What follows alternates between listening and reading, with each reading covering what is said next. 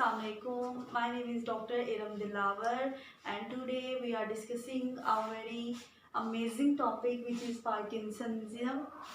ठीक है, तो हम इस डिसीज़ को इस तरह लेंगे, ये एक ब्रेन से रिलेटेड डिजीज़ है और ज़्यादातर हम ये अबव 60 जो हमारे पास है इनमें देखते हैं। इस सारी जनरेशन में क्या होता है कि tremors, mainly shaking hand, arms और जा और टंग हमें इनमें मिल रहा होता है। इसके अलावा पोस्चर्स की बहुत सी फ्लेक्स्ड और स्टूप पोस्चर लाइक दैट हमें इसमें मिल रहा होता है। इसके अलावा मूवमेंट बहुत स्लो हो जाती है और मसल्स बहुत हमारी बॉडी के स्टिफ हो जाते हैं। हमारी जो फेस है इसकी मास्क लाइक अपीयरेंस आ जाती है और ये बहुत ही इम्पोर्टेंट टॉपिक है point of examination point of view से भी। मतलब इधर से काफ़ी ज़्यादा क्वेश्चन और एमसीक्यूज़ अक्सर पेपर्स में, चाहे वो आप अपने कॉलेज या यूनिवर्सिटी के पेपर दे रहे हैं या कोई टेस्ट दे रहे हैं किसी भी जगह पे, तो उधर से आएंगे। ठीक है, अगर हम इसकी बात करें डेफिनेशन की, तो जो हमारे पास ये पार्किंसनिज्म है, ठीक है, ये हमारे पास एक्चुअली में एक क्रॉनिक डिजेनरेटिव सिंड्रोम है। एक्चुअली में होता क्या है कि ब्रेन का एक स्पेसिफिक एरिया बेसल गैंग्लिया, इसकी डिस्ट्रक्शन चाहे किसी इंजरी की वजह से हो रही है, ठीक है, ड्रग अब्यूज़ की वजह से या कोई भी और रीज़न है, ठीक है, उसकी वजह से बेसल गैंग्लिया में हमारे पास कोई भी डिस्ट्रक्शन होगी सेल्स की, ठीक है, और सेल्स मेनली हमारे पास जो है डोपामिन की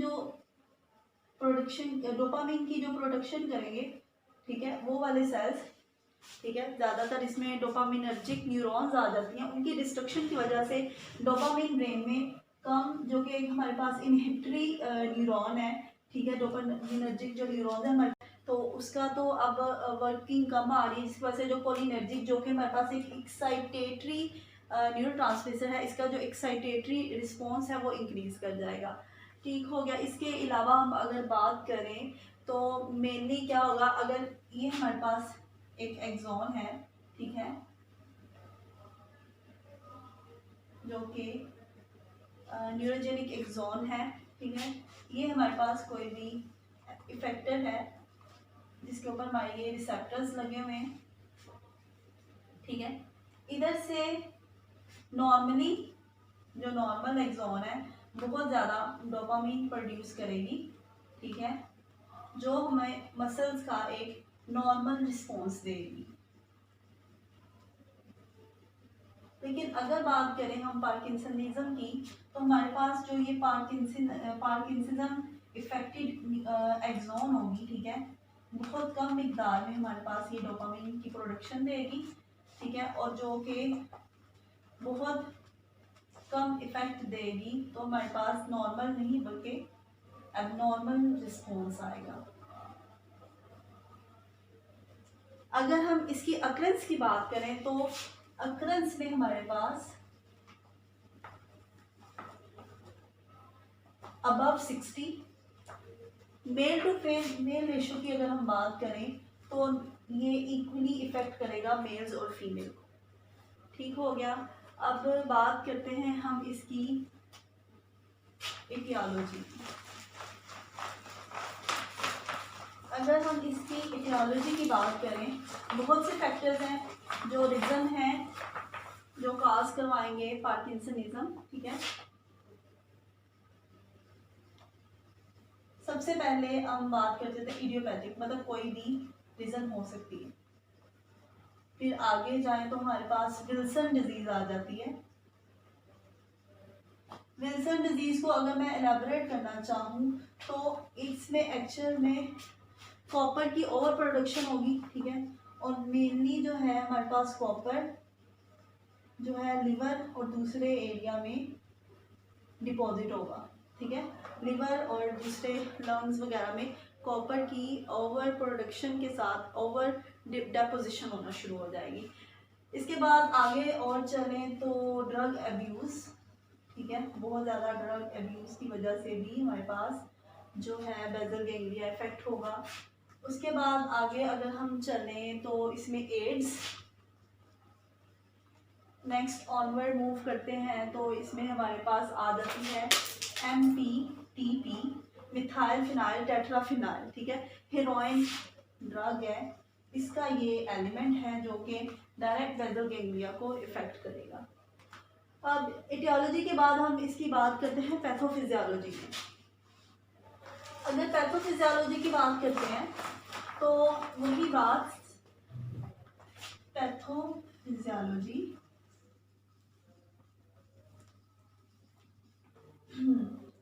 सबस्टेंशिया नाइग्रा, ठीक है। इसमें ये बेसल गैंग्लिया का पार्ट है, ठीक है। इसमें नाइग्रो स्ट्राइएटल पाथवे के जरिए हमारे पास डोपामिन की जो न्यूरॉन्स हैं वो डोपामिन प्रोड्यूस करेंगी।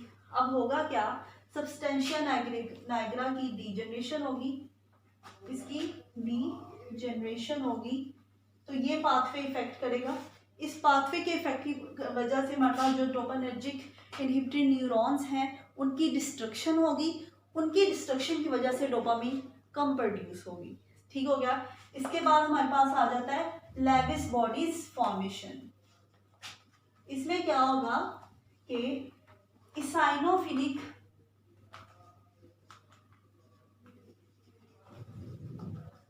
इंक्लुएंस बनेगी, सबस्टेंशिया नाइग्रा की डीजनरेशन की वजह से हमारे पास सबस्टेंशिया नाइग्रा में इसाइनोफिलिक इंक्लुएंस बनेगी जो कि हमारे पास डीजनरेशन करवाएंगी इनहिबिटरी न्यूरॉन्स की, और उस वजह से 80% जब इनहिबिटरी न्यूरॉन डिस्ट्रक्ट हो जाती हैं, डोपामिन की प्रोडक्शन बहुत कम होगी, तो हमारे पास पार्किंसनिज्म के साइन एंड सिम्टम्स शो होंगे। पैथोफिजियोलॉजी के बाद हम अब इसके क्लिनिकल साइन एंड सिम्टम्स की बात करते हैं। अगर हम इसके क्लिनिकल फीचर्स या क्लिनिकल साइन एंड सिम्टम्स की बात करें, क्लिनिकल फीचर्स, कुछ इसके फीचर्स जो हैं वो होते हैं प्राइमरी, कुछ हमारे पास हैं सेकेंडरी। अगर प्राइमरी की बात करें तो प्राइमरी में सबसे पहले आ जाते हैं ट्रेमर्स, देन आ जाती है रिजिडिटी, देन हमारे पास आ जाता है ब्रैडीकाइनेसिया, देन हमारे पास ब्रैडीकाइनेसिया के साथ आ जाते हैं हमारे पास पोस्चर एब्नॉर्मेलिटीज। पोस्चर एब्नॉर्मेलिटीज के बाद मूवमेंट में भी चेंजेस आएंगी कुछ,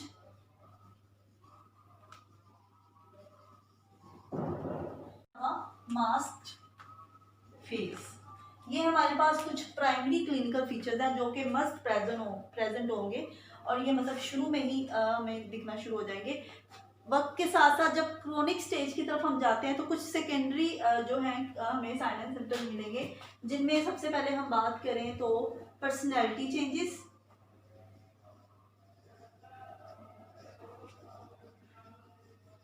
साइकोलॉजिकल चेंजेस,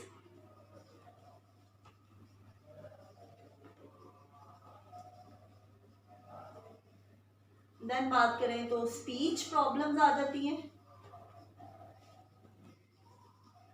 स्लीप प्रॉब्लम्स आ जाती हैं, ऑटोनॉमिक डिस्टर्बेंस आ जाती है,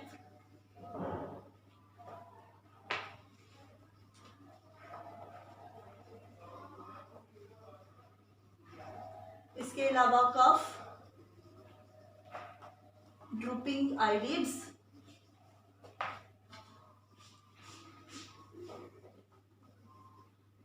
ड्रूलिंग फेस,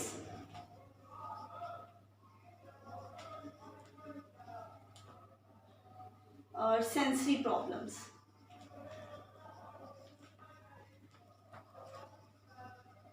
अब हमने इन क्लिनिकल फीचर्स को डिटेल में एक एक करके डिस्कस करना है।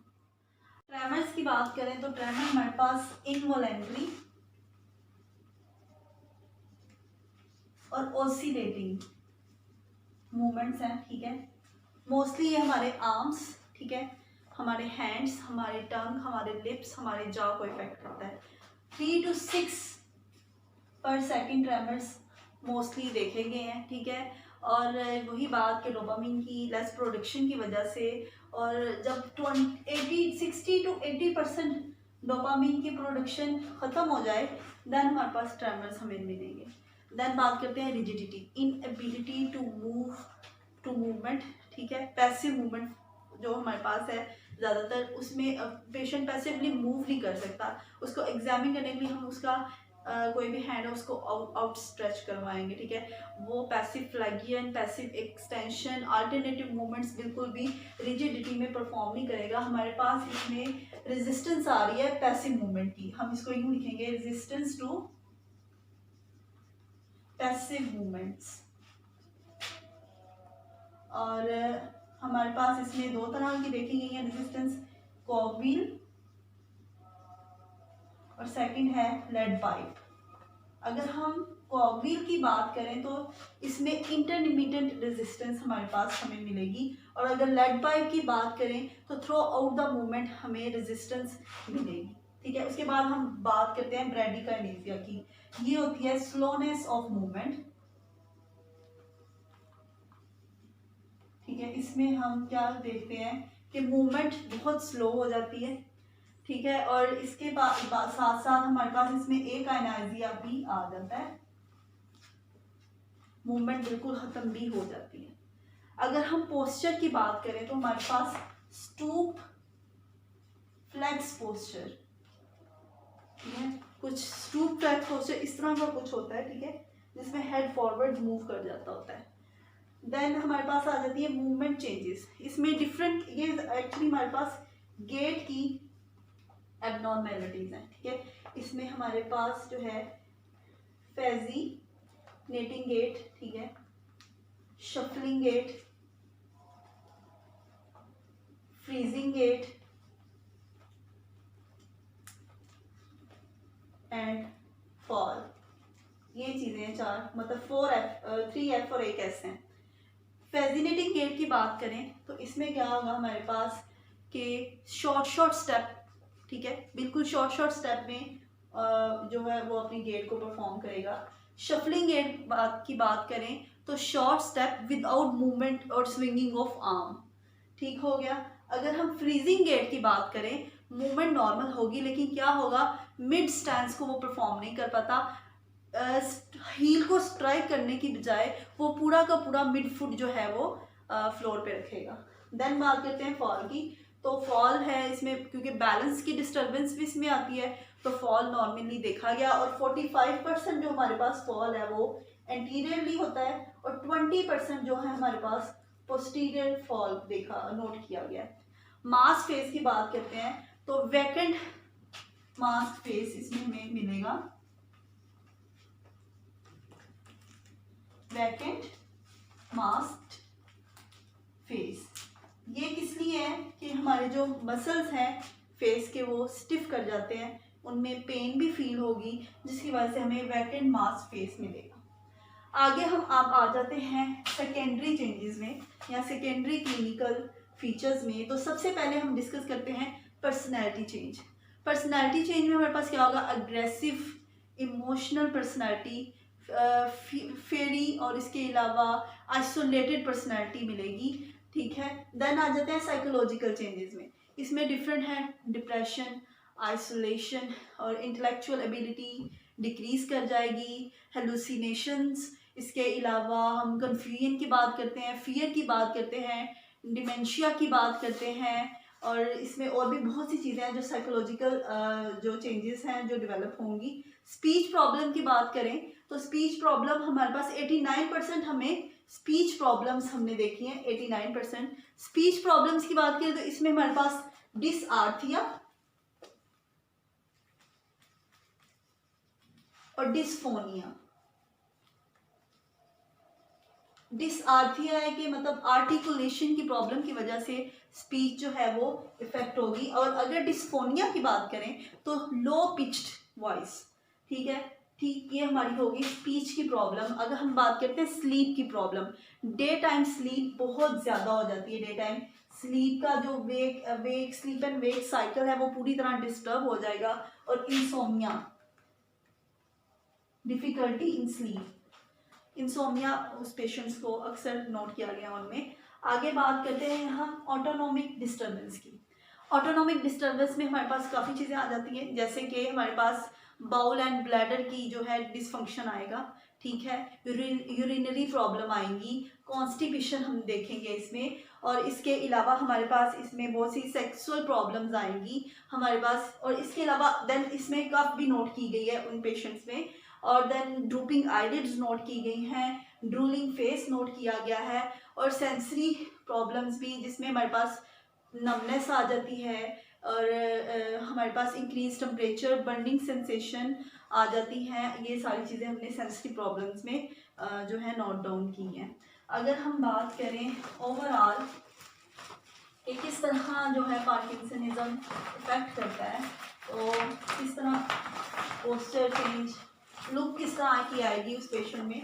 फॉर एग्जांपल अगर बात करें, ये हमारे पास एक इंडिविजुअल है,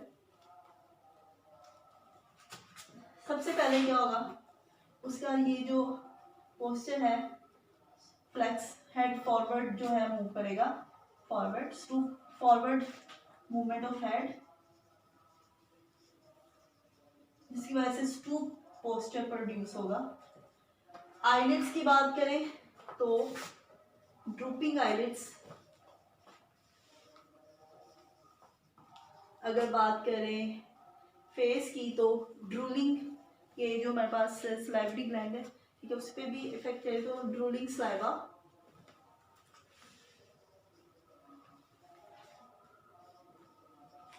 आर्म्स की बात करें तो यहाँ पे हमें ट्रेमर्स भी दिखेंगे, ठीक है। इसी तरह डिफरेंट चेंजेस हैं जो पूरे पोस्चर को डिफाइन करेंगे।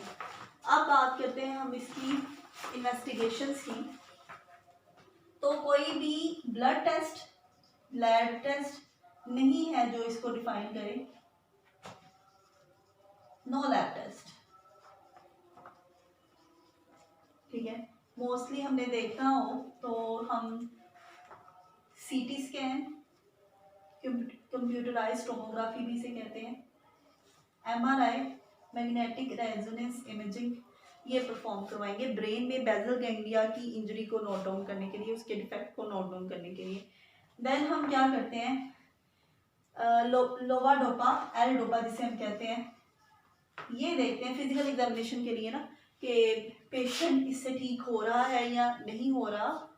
तो इसके अलावा हम क्या करेंगे, उसमें हम जो मेन साइन एंड सिम्टम्स हैं उनको नोट करेंगे, ट्रेमर्स वगैरह को, हैंड को आउट स्ट्रेच करवा के, और उसके फेस को नोट करेंगे और डिफरेंट चीज़ों को। तो इस तरह हम इसको इन्वेस्टिगेट कर लेते हैं। अब हम बात करते हैं डिफरेंशियल डायग्नोस की, डीडी की। तो डीडी में बहुत सी जो है मिलती जुलती हमें इससे मिलेंगी, जैसे कि हमारे पास आ जाता है स्ट्रोक, इसके बाद हंटिंगटन, अल्जाइमर, उसके बाद हमारे पास इसमें टॉक्सिक एक्सपोजर, मल्टीपल स्क्लेरोसिस और अमाइलोट्रोफिक मल्टीलेटरल स्क्लेरोसिस, ठीक है। ये सारी जो है इसके डीडी में